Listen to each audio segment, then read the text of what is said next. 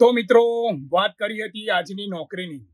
તો આજની નોકરી મિત્રો છે અમારા મૌધાથી કઠલાલથી આમોદ થાય છે. આમોદ એટલે કે કઠલાલથી નડિયાદ, આણંદ, નવું જૂનું ડેપો, પછી ત્યાંથી અમે નીકળ્યા બોરસદથી ભાદરણથી મવડ ચોકડીથી જંબુસરથી આમોદ આવીને આ જમવા બેઠા છે. જોઈ શકો છો અમારા કંડક્ટર શ્રી જોઈ રહ્યા છે, જમી રહ્યા છે. હવે એક વાત કહેવાની હતી કે આમાં હજી પહેલો દિવસ છે, એટલે તો પણ સારું એવું પબ્લિક અને આવક જોવા મળી હતી.